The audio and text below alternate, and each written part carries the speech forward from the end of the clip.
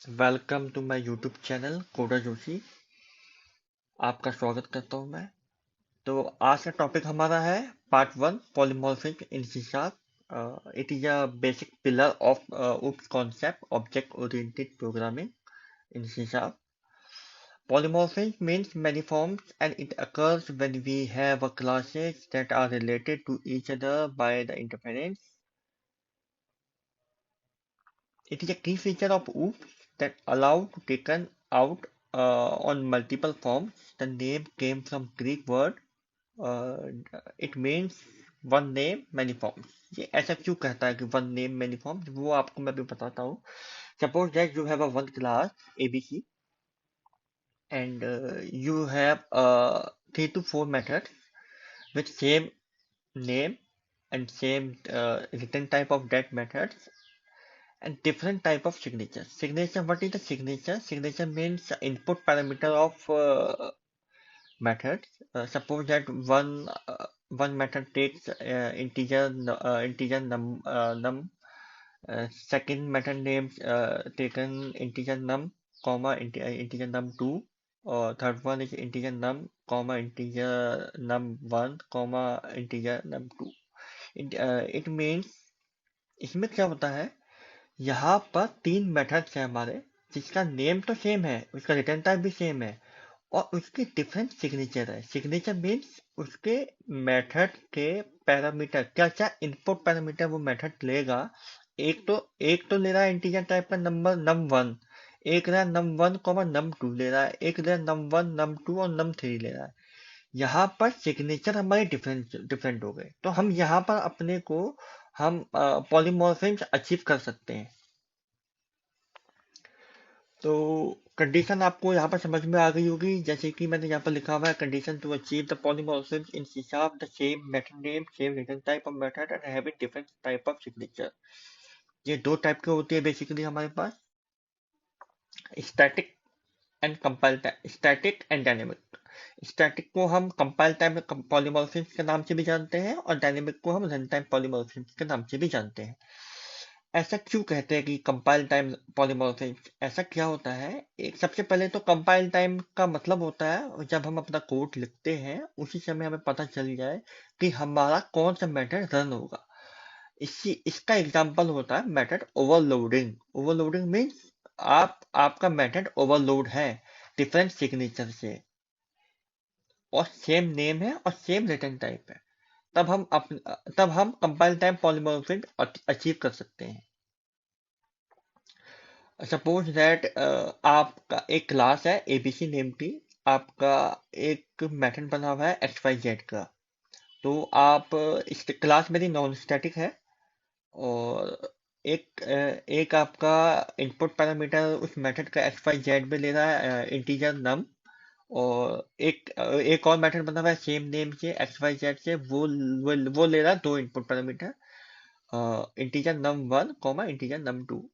तो यहाँ पर अचीव कर सकते हैं हम कंपाइल टाइम पॉलीमॉर्फिज्म जब हम अपना क्लास का एबीसी क्लास का, जैसे कि ये कोई स्टैटिक क्लास नहीं है, नॉन स्टैटिक क्लास है, तो इसका जब भी हम ऑब्जेक्ट क्रिएट करेंगे तो कैसे करेंगे, ABC object equal to new ABC, parenthesis open करेंगे और बंद करेंगे और ऑब्जेक्ट से हम अपना XYZ कॉल करेंगे।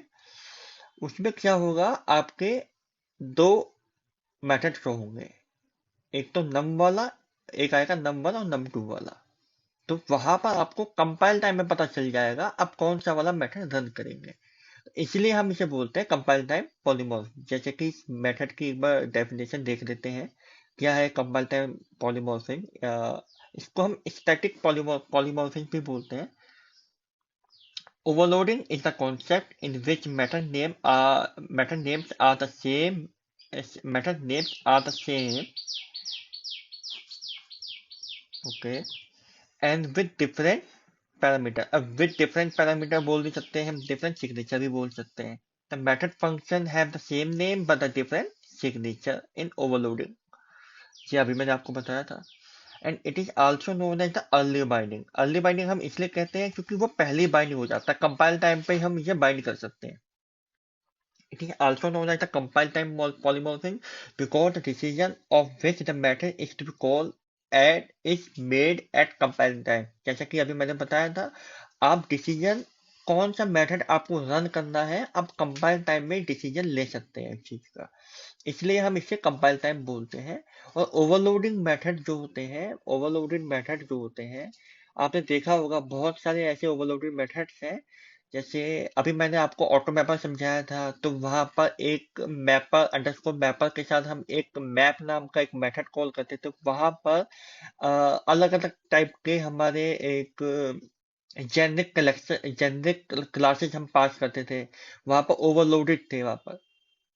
अभी मैंने आपको फंक बताया था, फंक में 16 to 17 ओवरलोडेड, ओवरलोडेड है वहां पर, डेलीगेट्स है वहां पर। वहां पर इस टाइप से आप कंपाइल टाइम बोल सकते हैं। आप उसको वो कंपाइल टाइम में पता चल जाता है कि फंक का कौन सा वाला जेनिक जेनिक डेलीगेट रन होगा। तो अगर आपको समझ में आ रहा हो, मेरे पास फंक की भी मैंने वीडियो अपलोड कर रखी है, वो भी आप आई बटन से देख सकते हैं। और आपको बेसिक कॉन्सेप्ट और उप्स कॉन्सेप्ट देखने हैं, अभी मैंने आपको बताया था, उसकी भी आप वीडियो देख सकते हैं। और अब second one is the dynamic. ये थोड़ा इम्पोर्टेंट है और थोड़ा ये कॉन्सेप्चुअल भी है। इसको दोनों को मैं आपको पार्ट टू में पॉलीमॉर्फिज्म में मैं आपको गो थ्रू करके दिखाऊंगा कि डायनेमिक रन टाइम पॉलीमॉर्फिज्म कैसे हम अचीव कर सकते हैं। अभी मैं आपको थोड़ा डेफिनेशन से गो थ्रू करवा देता हूँ। जैसे कि डायनेमिक को हम रन टाइम पॉलीमॉर्फिज्म भी बोलते हैं। ये इसका आंसर, इसकी अचीवमेंट हम रन टाइम में बता सकते हैं, कंपाइल टाइम में नहीं बता सकते हम क्या आंसर आएगा। और इसको हम लेट बाइंडिंग भी बोलते हैं, जैसे कि यहाँ पर it is also known as late binding. कभी कभी इंटरव्यूअर जो होते हैं लेट बाइंडिंग और अर्ली बाइंडिंग भी पूछ लेते हैं। आपको आपको जल्दी से माइंड में स्ट्राइक करना चाहिए, वो पॉलीमॉर्फिज्म पूछना चाह रहा है, compile and dynamic.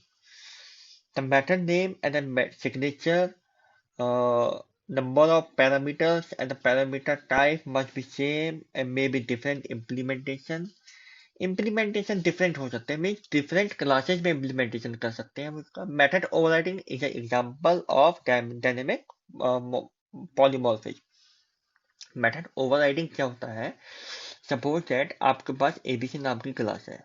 Okay, suppose that you have a class of a parent, this is a base class. और आपके पास एक क्लास है चाइल्ड नाम की, वो आपकी ड्राइव्ड क्लास है। तो पेरेंट क्लास ने इनहेरिट कर लिया आपका, सॉरी चाइल्ड क्लास ने पेरेंट क्लास को इनहेरिट कर लिया। और दोनों में एक एक मेथड बने हुए हैं एबीसी नेम के। और उस पर कंट्रोल राइट लाइन में हम कुछ राइट करवा रहे हैं और नीचे भी हम राइट करवा रहे हैं, और दोनों का रिटर्न टाइप जो है वॉइड है। तो अब कॉन्सेप्ट क्या है हमारा? Dynamic dynamic polymorphism. इसमें क्या है एग्जांपल हमारा? Method overriding. सबसे पहले इसका बेसिक कॉन्सेप्ट ये कहता है कि आपको वर्चुअल वाला मेथड ओवरराइड करना है। जहां पर भी आपको बेस क्लास में वर्चुअल लिखा हुआ आएगा, तो आप हमेशा चाइल्ड क्लास का ओवरराइड वाला मेथड कॉल करोगे। एक यही कॉन्सेप्ट है मेथड ओवरराइडिंग का। ये मैं आपको कॉन्सेप्चुअल बताऊंगा कोडिंग के थ्रू, ये कैसे होता है वो मेरी पार्ट टू वीडियो में आएगा। आप उस तब तक के लिए देखते रहिए मेरी वीडियो। बस आपको बस ये ध्यान रखना है, मेथड ओवरराइडिंग में हमेशा चाइल्ड क्लास का ओवरराइड वाला मेथड कॉल होगा अगर आपने वर्चुअल लिखा है बेस क्लास के सेम मेथड नेम पे। अगर आप वर्चुअल नहीं भी लिखेंगे और चाइल्ड क्लास में आपने ओवरराइड डिक्लेयर कर रखा है, और आपका इसलिए हमेशा ओवरराइड वाला मेथड कॉल हो जाएगा। इतनी बात सभी को समझ में आ रही है। और इसमें दो टाइप से हम इंस्टेंस क्रिएट कर सकते हैं, जैसे कि आपको सभी को पता है, जब आप चाइल्ड क्लास जब आप पेरेंट क्लास को इनहेरिट करेंगे विद चाइल्ड क्लास, तो फिर पेरेंट क्लास के पास एक ऐसी एबिलिटी होती है, पेरेंट क्लास का रेफरेंस वेरिएबल चाइल्ड क्लास का ऑब्जेक्ट सेव कर सकता है। और चाइल्ड क्लास का रेफरेंस वेरिएबल चाइल्ड क्लास का ऑब्जेक्ट तो सेव करता ही है।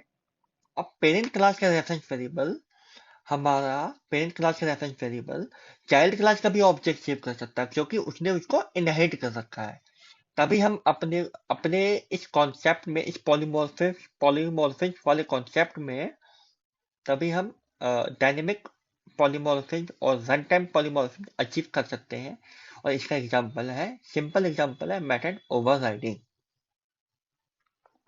ये बात सबको समझ में आ रही होगी I think.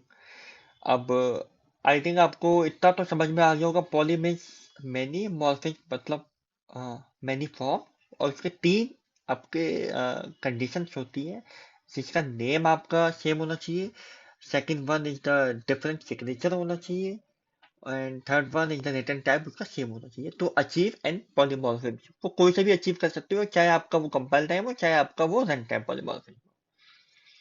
Thank you for watching my videos.